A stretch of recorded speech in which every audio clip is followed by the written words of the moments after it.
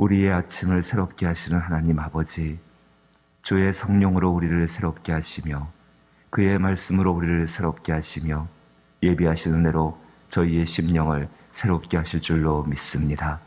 그리스도의 선한 은혜를 쫓아 살아가는 저희의 삶 가운데에 하나님의 성령이 우리의 도움이 되어 주옵시고 우리의 주장하시는 것이 되어 주시어서 온전히 우리가 걸어가는 모든 길들이 그리스도 예수 안에서 평안과 그리고 감사와 기쁨을 누릴 수 있는 저희들 되게 하여 주옵소서. 주 앞에 기도할 때에 연약한 우리를 도우시는 성령의 능력을 더 얻게 되기를 원합니다. 성령으로 충만하여서 주 앞에 간구할 수 있는 어제와는 다른 오늘이 되게 하여 주옵소서. 예수님 이름으로 기도하옵나이다. 아멘. 함께 대하실 말씀은 사무엘하 15장 24절로부터 29절 말씀입니다. 사무엘하 15장 24절로부터 29절 말씀. 구약성경 487면에 해당하옵고 사무엘하 15장 24절로부터 29절입니다. 한 절씩 번갈아 읽어보지요. 제가 먼저 24절 읽습니다. 보라, 사독과 그와 함께한 모든 레위 사람도 하나님의 언약궤를 메어다가 하나님의 궤를 내려놓고 아비아달도 올라와서 모든 백성이 성에서 나오기를 기다리는도다.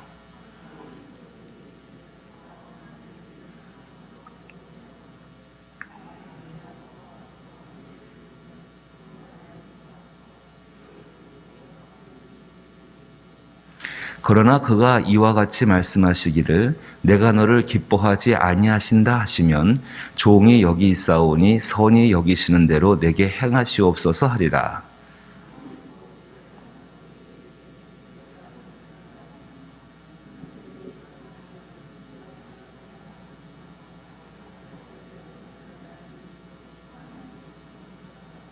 너희에게서 내게 알리는 소식이 올 때까지 내가 광야 나루터에서 기다리라 하니라.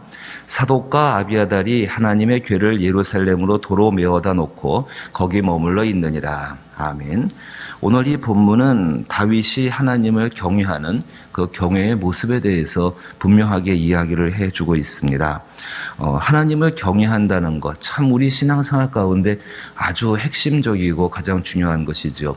특별히 시편 111편 10절 말씀 보게 되면은 하나님을 여호와를 경외하는 것, 하나님을 경외하는 것이 지혜의 근본이라고 우리에게 알려주고 있는데 그 경외라는 것이 무엇인지를 다윗의 모습을 통해서 분명하게 알 수가 있습니다. 경외한다는 것, 하나님을 경외한다는 것, 그것의 그 내용은 하나님의 권위와 그분의 거룩하심을 두려워하는 우리의 인간의 마음. 하나님은 신이시고 창조주십니다. 그분을 우리가 섬기고 그분을 믿고 따라갈 때에 정말로 그 하나님의 권위와 하나님의 권위와 그 하나님의 거룩하심에 대해서 두려워하고 있는 우리의 마음을 이 단어가 참 중요합니다.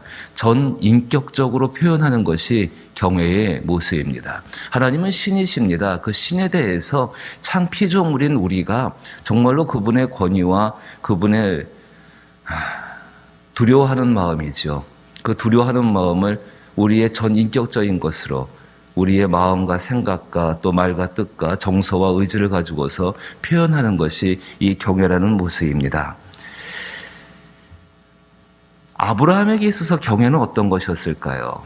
창세기 말씀 보게 되니까는 아브라함이 감당할 수 없는 명령을 하나님이 내리시지요. 아들 이삭을 제물로 바쳐라. 그때 하나님께서 이 아브라함에게 그 말씀하셨는데 아브라함이 그 이삭을 제물로 드리고자 할 때에 정말 칼을 들어서 아들의 목을 찌르려고 할 때에 하나님께서 나타나서 하시는 말씀이 이제 내가 나를 경외함을 이제 내가 알았다라고 이야기합니다. 모세에게 있어서 경외함은 어떤 모습이었을까요? 아브라함은 하나님 말씀에 순종하는 것이 바로 그 하나님께 보여준 경외의 모습이었고 이 모세에게 있어서는요. 이제 나이 80 되셔가지고 광야 가운데에서 떨기나무에 나타난 하나님의 불을 만나게 되죠. 그때 하나님께서 네 발에서 신을 벗으라라고 말씀하십니다. 자기의 모든 것들을 포기하는 것이죠. 자기의 생명이 하나님께 있음을 나타내며 하나를 믿는 것이죠. 그 떨기나무가 소멸되지 않는 것처럼 자기도 소멸되지 않는 믿음을 갖게 되는 것이지요. 그게 모세에게는 하나님을 경외하는 모습이었습니다. 사람마다 다 하나님을 섬기면서 여러 가지의 모습이 있겠지만은 그 가운데 분명하게 자기 자신이 하나님을 경외하는 것들을 나타내야 합니다. 그 중에서 다윗의 모습을 보게 되니까는 오늘 24절 말씀 보시면 이렇게 나옵니다. 보라, 사독과 그와 함께한 모든 레위 사람도 하나님의 언약궤를 메어다가 하나님의 궤를 내려놓고 아비아달도 올라와서 모든 백성이 성에서 나오기를 기다리도다. 이스라엘은 신정국가입니다. 하나님이 통치하시는 나라입니다. 그 통치의 대리자가 바로 이스라엘의 왕입니다. 그 하나님의 통치가 어디부터 나오게 되어지는가? 모든 권력과 권위와 모든 것들이 이 언약궤로부터 나오게 되어집니다. 다윗이 왜 그토록 그 언약궤를 자기의 집 안에 모시기를 원했냐면은 바로 이스라엘의 통치, 아니 하나님의 임재를 기다리면서 정말 그 가운데 있기를 원했던 것이 다윗의 모습이었습니다. 압살롬에 의해서 반란이 일어났습니다. 이제 누가 정통성을 갖느냐, 누구에게 명분이 있느냐가 굉장히 중요한 문제가 되어지죠. 그때 여기 이 제사장, 사독 제사장과 제사장 사독과 그리고 아비아달, 이 제사장들이 레위인들과 함께 궤를, 언약궤를 메어서 하나님 그 다윗 앞에 가져오게 되어집니다. 25절 말씀 보니까 그렇게 했을 때 다윗이 이렇게 이야기합니다. 자, 25절과 26절이 하나님을 경외한다고 말하는 분들에게 너무너무 중요한 말씀입니다. 이 두 절 말씀이. 다윗의 모든 신앙의 핵심이 어디서 드러나고 있는가? 왜 하나님이 다윗 마음을 기뻐하실 수밖에 없는가? 그 이유가 등장합니다. 두 절 말씀 제가 한번 읽어보면은, 왕이 사독에게 이르되 보라, 하나님의 궤를 성읍으로 도로 메어 가라. 하나님의 궤를 성읍으로 도로 메어 가라. 만일 내가 여호와 앞에서 은혜를 입으면 도로 나를 인도하사 내게 그 궤와 그 계신 데를 보이시리라. 하나님이 나를 기뻐하시고 은혜를 입히시면은 내가 다시 돌아가서 하나님을 뵙겠다. 하나님의 궤가 내 앞으로 오는 것이 아니라 내가 하나님께로 돌아갈 수 있을 것이다. 26절에는 그러나 그가 이와 같이 말씀하시기를, 하나님께서 말씀하시기를 내가 너를 기뻐하지 아니하신다 하시면, 내가 너를 기뻐하지 아니하신다 하시면 종이 여기 있사오니 선히 여기시는 대로 내게 행하시옵소서 하리라. 어떤 의미일까요? 하나님의 언약궤의 권위를 인정하는 겁니다. 하나님의 궤가 자기 앞에 오는 것이 아니라 자기가 하나님의 궤 앞에 나갈 사람인 것을 인정하는 것이지요. 이 다윗의 믿음 가운데, 이 다윗의 하나님을 경외하는 이 중심 가운데에 어떤 중심이 있는가? 하나님은 나의 하나님이시고 나는 그분의 종이라는 겁니다. 하나님을 하나님으로서 인정하는 모습이 여기 가운데 등장하지요. 어떠신가요? 우리의 신앙 모습과는 참 많은 차이가 있지 않습니까? 한번 돌아보십시다.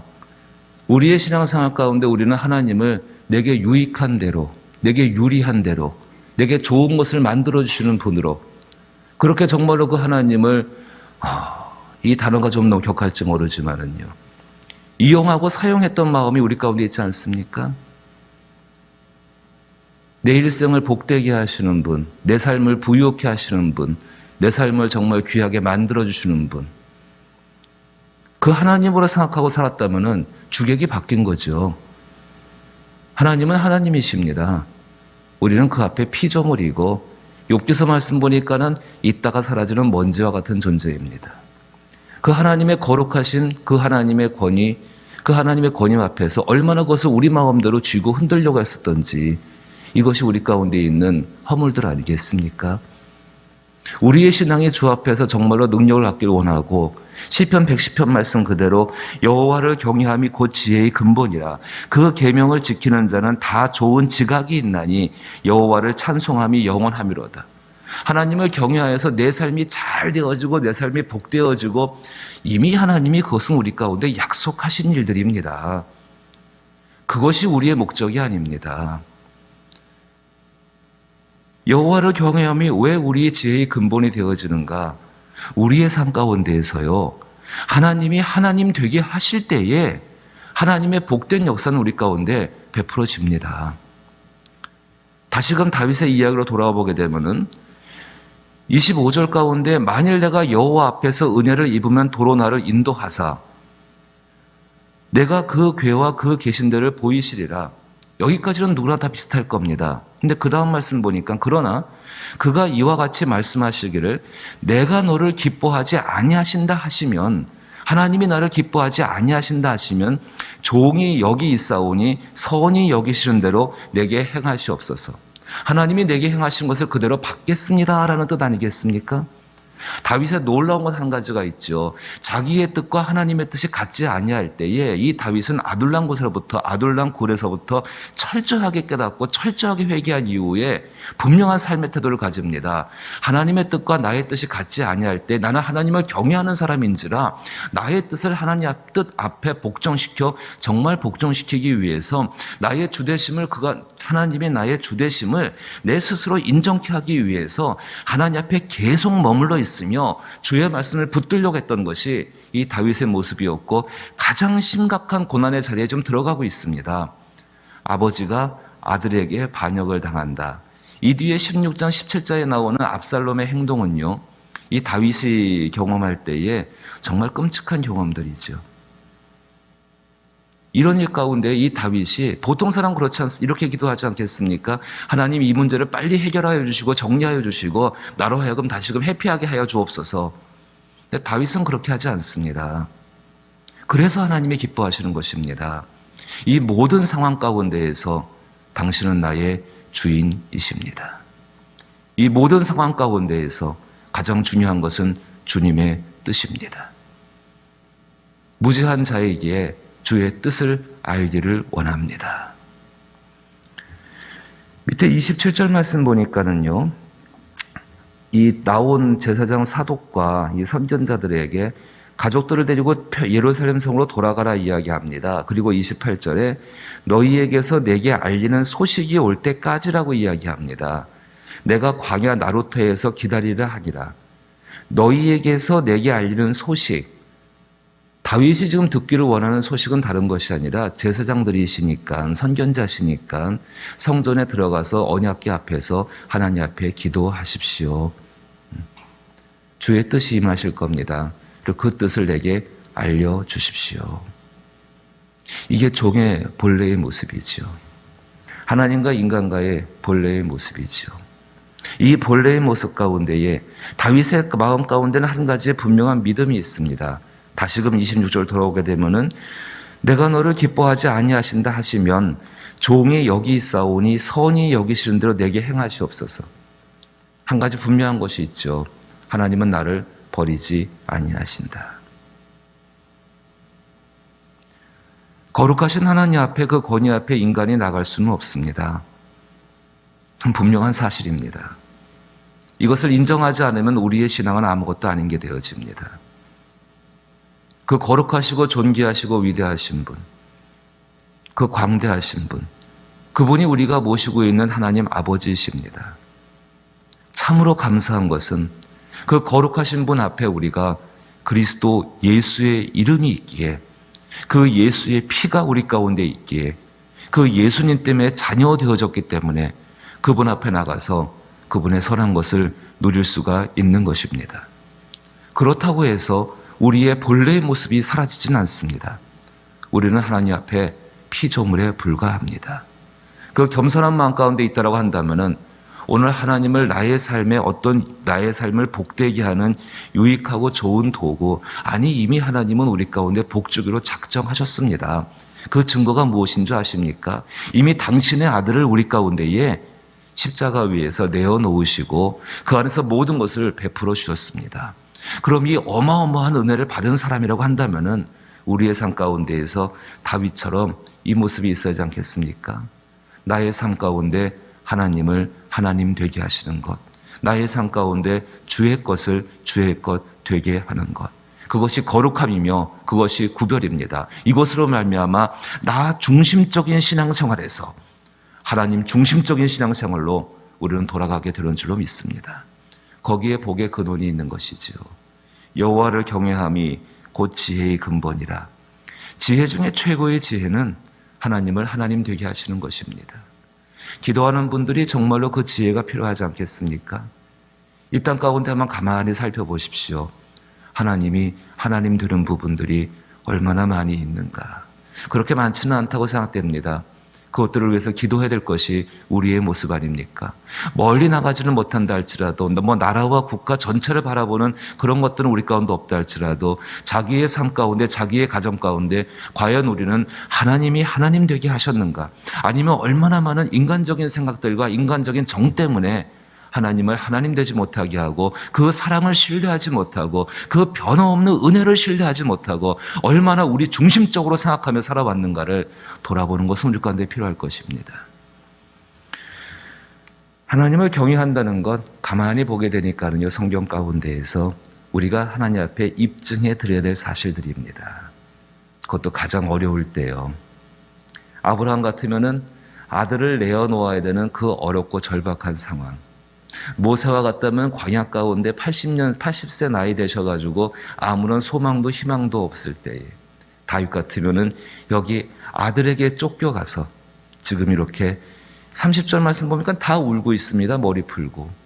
그 상황 가운데에서 가장 감정과 정서가 흔들리기 쉬운 상황 가운데에서 하나님은 나의 주이십니다.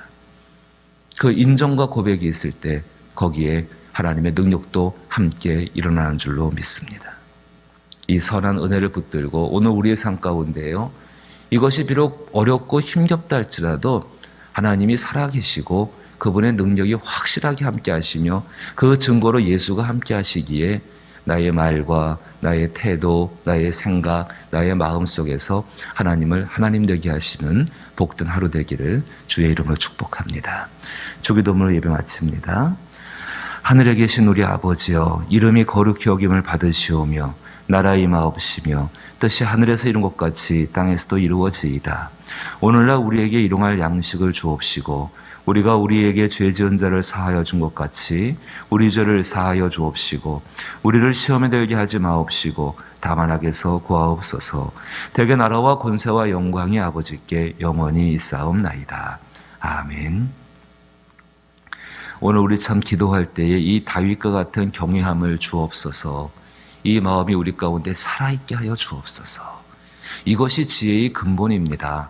하나님을 나의 삶에서 하나님 되게 하시는 것. 이 지혜를 구할 수 있는 저와 여러분 되기를 바라옵고, 또 이 나라와 이 땅을 위해서 기도하시고 또 사랑하는 이들을 위해 기도하실 때에 정말로 그 말씀이 참 중요합니다. 예수를 잘 믿게 하여 주시어서 하나님이 저 사람을 위해 주기로 약속하신 모든 것들이 저 사람의 소유가 되게 하여 주옵소서. 그 마음 중심 속에는, 그 사람 중심 속에 하나님을 하나님으로 인정해야 합니다. 그 인정이 있을 때에 문이 열려지게 되어지고 그 가운데에 하나님의 복된 역사가 일어날 줄로 믿는 것입니다. 믿지 않은 영혼들을 위해서, 병들고 약해 있는 환우들을 위해서 특별히 기도하시고 우리의 자녀들을 위해 기도하게 되기를 바라옵고, 선교지와 전도의 현장들을 잊지 않고 기도하게 되기를 원합니다. 함께 기도합니다.